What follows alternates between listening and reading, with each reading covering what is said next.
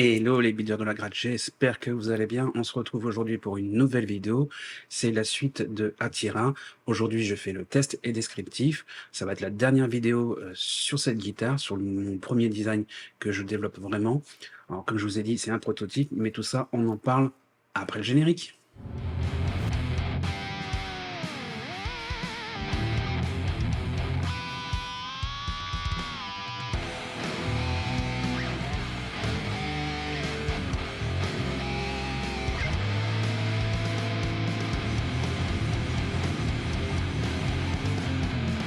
Et oui les amis, ça va être la dernière vidéo sur Attira, sur ce design que je développe. Il y aura quand même une vidéo clip dont vous en aurez une première idée à la fin de la vidéo où je fais un peu le test avec du son pour voir un peu ce qu'elle a dans le ventre. Je vais sortir le clip à part, mais vraiment pour discuter de cette guitare, ça va être la dernière vidéo et ça va être le test et le descriptif de cette guitare. Je vais commencer tout simplement par le descriptif et pour ça, je vais la prendre. Vous la voyez, elle est juste derrière. Je la prends et on en discute. Alors, comme je vous ai dit, c'est une guitare qui est prototype. Globalement, j'ai voulu voir avec l'accastillage que je voulais mettre globalement sur ce design, ce que ça pouvait donner. Donc j'ai vraiment été jusqu'au bout comme si c'était une guitare finie. Là où j'ai un petit peu plus de mal, c'est dans les finitions, mais pour une raison qui est en dehors de ma volonté, c'est-à-dire que je vais vous faire très court. En ce moment, je suis à la recherche d'un nouvel atelier. L'atelier que j'ai en ce moment, je suis obligé de le rendre à la fin du mois. Donc, je suis à la recherche d'un nouvel atelier et donc je me suis un peu speedé pour les dernières finitions. Donc, c'est pour ça que je suis pas complètement satisfait à 100% des finitions, mais c'est quand même une guitare qui est bien finie. Pour commencer, on va faire le descriptif de cette guitare et du bois que j'ai utilisé. On commence par le manche. C'est un manche très versant, je peux vous le montrer en vous montrant le dos, comme ça vous pouvez voir aussi la finition que j'ai faite derrière, un peu plus fun, on en parle juste après. Le manche, donc en érable sycomore qui traverse tout le long. Le corps est fait en deux parties. Réellement, c'était un bloc de freine démarré que j'avais acheté chez Manhunter, mais qui était en 3 morceaux. Comme j'ai décidé de l'utiliser pour créer ce prototype, je l'ai coupé en deux. Donc en fait, je pense qu'on doit voir quelque part qu'il y a un petit, mais ça se voit pas tant que ça, un petit bout. C'est pas vraiment deux blocs entiers. Il y a un bloc avec un petit bout. J'ai mis une table en noyer. Alors là, je l'ai peint à la bombe et j'ai fait un blue burst, on va dire, pour cacher quelques petites finitions, comme je vous ai dit, que je suis pas fan. Les finitions, on va en parler, quels sont les petits défauts que j'ai eus, etc. Ça sera vraiment sur le descriptif et les points positifs et négatifs de ce que j'ai pu rencontrer en créant ce prototype. Donc je disais, donc c'est une table en noyer. C'est du noyer, c'était un morceau de noyer que j'avais travaillé pour voir comment faire une table. J'ai réussi à faire une belle table, je l'ai installée dessus, je l'ai incrusté, ça se voit pas réellement, mais c'est incrusté directement, c'est-à-dire que j'ai creusé et j'ai incrusté la table dans le frein de démarrer, dans le corps de la guitare. La touche, c'est un ébène exotique que j'ai acheté chez Manhunter qui était pré-sloté. Je l'ai trouvé très sympa et je trouvais que ça collait bien avec le design de la guitare et le look en général, donc pour ça que je l'ai utilisé. Les frettes, bah, c'est des frettes classiques semi-jumbo.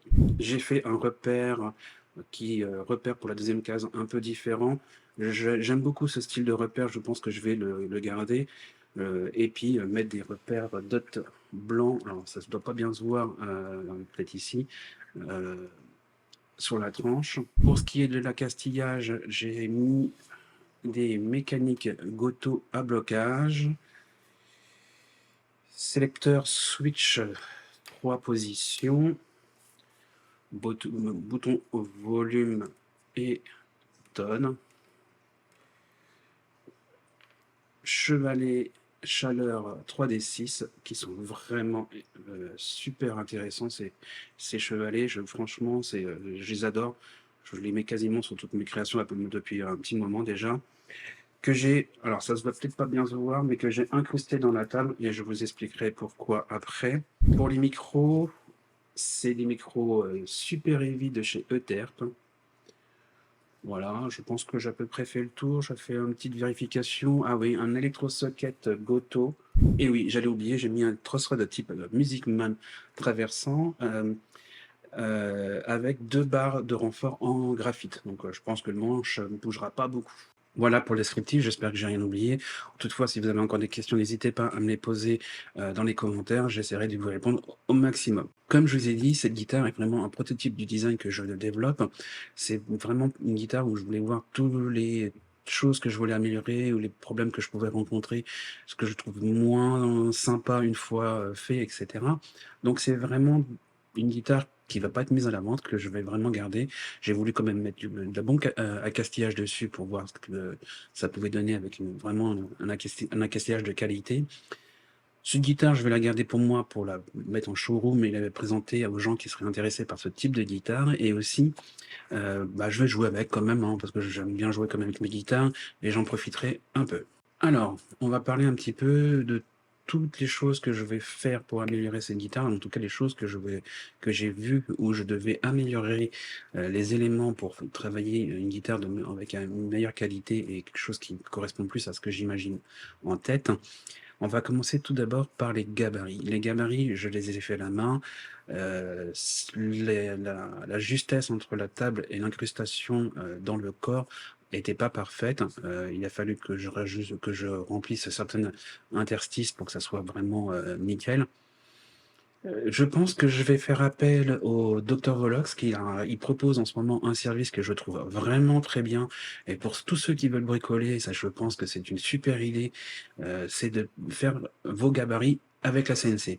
C'est-à-dire que si vous avez une idée de créer une guitare, vous avez fait le design, vous le dessinez en EPS sur ordinateur, vous lui envoyez et vous le découpez sur du MDF et vous avez des gabarits de précision. Pour cette guitare, je pense que je vais faire appel à lui pour justement améliorer cette précision. Je pense qu'une découpe faite par une CNC, la précision va être beaucoup plus nette, hein, et avec des incrustations plus précises. Et ça m'intéresse vraiment. Alors je suis en cours de créer ces gabarits, car je vais peaufiner certains trucs. Je revois justement des petites choses que j'ai vues, par exemple sur le design de la tête, sur comment incruster la table pour que ça fasse joli, parce qu'il y a des petits endroits où ça ressort plus, que j'ai caché avec la peinture, mais qu'il faudrait que ça soit couleur bois et que ça soit joli. Donc c'est des choses que je suis en train de réfléchir en créant les gabarits sur informatique. Donc je suis en cours de créer ce gabarit pour avoir une meilleure qualité derrière. Autre incrustation que je vais améliorer, et je sais comment je vais l'améliorer, et là j'ai pas besoin de gabarit, mais c'est surtout une façon de travailler, une gestion de travail, c'est les incrustations des repères au niveau de la deuxième touche que j'aime beaucoup. J'aime bien ces deux petites barres pour bien marquer la deuxième touche. Je trouve que c'est un bon repère, et ça soulage visuellement la touche. C'est pas que j'aime pas les repères de touche directement en façade. Je trouve que sur certaines touches qui ont des beaux bois, des belles rainures, des beaux dessins dessus, ces repères gâchent un peu l'ensemble. Là, par exemple, sur cette touche de ébène exotique, je trouve que de n'avoir mis que ces petits repères à la deuxième case fait ressortir le bois et allège un peu visuellement l'ensemble. En sachant que sur le temps, ce genre de guitare, cette guitare que je vais créer, ce design que je vais faire, excusez-moi, c'est aussi pour y mettre des illustrations. Si l'illustration, on veut qu'elle ressorte bien, il faut pas trop charger avec trop d'éléments autour sur la guitare. Simplifier, alléger la guitare avec plein de petits éléments qui pourraient embêter l'œil, va faire ressortir l'illustration et va alléger le design et sera beaucoup plus cool à voir. Donc comme je vous disais, je sais comment je vais faire pour faire des belles incrustations et que ça soit propre, car si on regarde de plus près, les incrustations que j'ai faites, il y a des tout petits manques au niveau de la justesse, bois qui est un petit peu abîmé, etc. Mais parce que je l'ai fait après avoir posé la touche. Je pense qu'il faut que je fasse ça bien avant et travailler tout ce qui est rainure, excusez-moi, des frettes après. Autre élément que je vais réfléchir, mais là je pense que ça va être au cas par cas, c'est l'épaisseur de la guitare. J'ai voulu faire une guitare assez légère et pas trop épaisse, qui soit agréable à prendre en main. C'est une question de goût, je pense, mais aussi c'est une question de ce qu'on va mettre comme électronique à l'intérieur. Là, je l'ai fait tellement peu épaisse qu'on ne peut pas mettre des potentiomètres push-pull, car pour ceux qui savent, le potentiomètre prend une certaine place, mais pour les push-pull, on rajoute tout un système au-dessus pour pouvoir brancher le câblage et splitter les micros. Et bien ça prend quand même une certaine place, une certaine épaisseur. Là, tel que j'ai fait la guitare aujourd'hui, ce n'est pas faisable. À moins qu'il existe d'autres systèmes que je connais pas encore parce que je suis pas à 100% calé là-dessus, mais je vais m'enseigner pour voir, pour faire autrement. Mais si je veux mettre des potentiomètres classiques push-pull, eh ben, il faut faire une guitare un peu plus épaisse. Donc là, ça va être du cas par cas en fonction des commandes que j'aurai. Comme je vous ai dit, j'ai voulu faire une guitare assez légère, donc j'ai pris du frein démarré. Je n'aurai pas tout le temps ça en stock, du frein démarré. J'aurai sûrement du frein ou d'autres bois en stock. Donc, je pense aussi que pour alléger cette guitare, je creuserai différemment en dessous de la table, de l'incrustation de la table, pour alléger un peu aussi cette guitare en enlevant de la matière et alléger l'ensemble. Car vraiment, pour cette guitare, je ne veux pas que ce soit une guitare lourde, à moins de demande pour certains qui aiment bien avoir une guitare, avoir un poteau, un morceau de bois bien lourd entre les bras. Ça, je peux le faire aussi, mais c'est globalement pour soulager le dos et faciliter le jeu, avoir quelque chose de léger, c'est quand même plus agréable. C'est plus facile d'être sur scène avec une guitare qui soit légère qu'une guitare qui soit lourde, qui nous fatigue sur tout un set complet. Au moment où je tourne cette guitare, j'ai pas eu le temps encore de peser la guitare. Si jamais je l'ai fait au montage, je vous le mets ici et je vous dirai combien elle pèse à cette guitare. Autre chose que j'ai testé un petit peu sur cette guitare, mais comme c'est un prototype et comme je vous ai dit pour cacher quelques petites finitions, c'est la peinture un peu fondue que j'ai fait à l'arrière. Je trouve ça sympa, mais comme je vous ai dit, ça va être là pareil aussi un peu comme l'électronique au cas par cas, ça va dépendre du rendu qu'on va faire. Je ferai souvent des maquettes et même pour pratiquement tout projet qui me sera demandé, je ferai une maquette de la guitare pour vous montrer le résultat final dans quelle direction on veut aller. Mon idée de base était surtout de faire ressortir au maximum le bois. Là, c'est un mix des deux, de peinture et faire ressortir le bois, je trouve ça intéressant. Je dis pas que je ferai ça tout le temps, mais dites-moi en commentaire vous ce que vous en pensez. N'hésitez pas.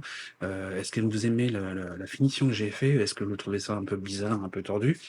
Vos retours m'intéressent, comme j'ai dit dans la dernière vidéo, c'était vraiment c'est des choses qui m'intéressent parce que c'est pour plaire au plus grand nombre et vous faire plaisir, tous ceux qui vont me commander des guitares. Donc, dites-moi ce que vous en pensez de cette finition. C'est une finition que j'avais déjà testée sur l'Aticaster, je trouvais ça assez fun. Dites-moi ce que vous en pensez. Autre détail que je vais voir sur l'avenir, je suis en train de réfléchir à investir dans une petite imprimante laser, du moins un graveur laser, on va dire, c'est pas une imprimante laser, excusez-moi, gravure à laser, mais de petite taille pour pouvoir créer mes logos et les incruster aussi. Alors, je sais pas si je les incrusterai dans la touche. Comme je vous ai dit, j'aime bien faire ressortir la touche et la rendre la plus naturelle possible. Faire une incrustation sur la tête, une incrustation dans le dos, c'est des choses que je suis en train de réfléchir. Pouvoir graver directement sur la tête au laser, c'est une chose que je vais beaucoup réfléchir et investir pour vraiment avoir un logo net et de qualité. Car là, je l'ai fait au crayon et j'ai verni derrière et je trouve que ça donne pas super. J'avais déjà fait à la peinture, j'avais déjà fait au graveur à la main. Ça donne des choses qui sont pas nettes. J'aimerais quelque chose de beaucoup plus propre. C'est pour ça que je pense à la solution du laser. Dites-moi en commentaire si vous avez d'autres idées pour faire le logo, faire quelque chose qui soit net, en sachant que moi je veux un truc qui soit fait comme si c'était fait un petit peu au pinceau, mais qui soit reconnaissable et qui soit toujours de même qualité. Globalement, je vous ai donné tous les petits détails qui me gênaient un peu, que je voudrais améliorer. Il y a un autre détail que je voudrais voir, mais ça va dépendre plutôt de la commande, parce que ça, c'est toujours pareil, c'est une question de goût et de feeling, c'est l'épaisseur du manche. Là, j'ai fait un manche un peu plus épais, alors pas aussi épais qu'une Telecaster, mais ça s'en rapproche. C'est pas désagréable, j'aime bien jouer, je me suis bien amusé avec cette guitare, je trouve que le jeu est assez agréable à faire dessus, le jouer était vraiment agréable. Le poids, par contre, ça j'adore, c'est léger, c'est assez agréable à avoir en main pour pouvoir se déplacer, etc. C'est pas lourd, ça ne pèse pas sur l'épaule. L'épaisseur, j'aime beaucoup parce que ça ne me coince pas. Alors après, ça dépend de mon physique, je suis assez costaud, donc si j'ai quelque chose de épais, ça me fatigue un peu plus, donc je préfère des guitares un peu plus fines. Ça, c'est pareil, c'est une question de goût. Globalement, je suis vraiment content du résultat, même mes petits tests de peinture et comment j'ai fait la finition, je trouve ça assez cool. J'ai eu des commentaires assez agréables dans ma dernière vidéo qui, aiment beaucoup cette finition et le design. Je vous remercie. J'espère que, bah, ça va plaire à encore plus de personnes, surtout dans les prochaines que je vais essayer d'améliorer. Ce que j'avais imaginé et ce que j'avais dessiné, sur, tablette, j'en suis vraiment très proche. Il y a vraiment que des petits détails pour, améliorer vraiment cette guitare, mais franchement, je suis content du résultat. Comme je vous ai dit tout ce que je vous ai dit avant, c'est surtout pour améliorer la qualité et améliorer, mon travail au final. Il y a un vrai, on va dire, une vraie chronologie de travail que je dois faire. Je vous en ai déjà parlé sur la dernière vidéo. L'une des bêtises, entre guillemets, c'est même si ce n'est pas vraiment une, c'est que j'ai collé la touche avant de faire l'incrustation de la table.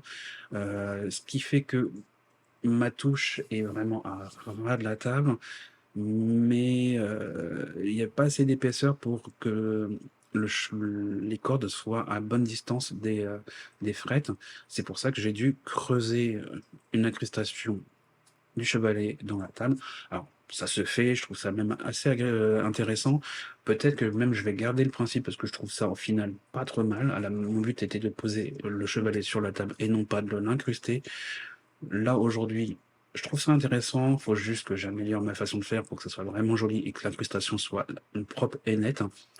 C'est des choses que justement que je vais voir sur mes prochaines constructions de ce design. Au niveau des bois, bah, ça va dépendre un petit peu de ce que je vais avoir en stock. Aujourd'hui, j'ai du frêne, j'ai du noyer, j'ai du cerisier. Les touches, ben, c'est là par contre, c'est comme je peux récupérer. Je pourrais faire des touches en noyer par exemple. Les manches, j'aimerais faire des manches traversant multipli.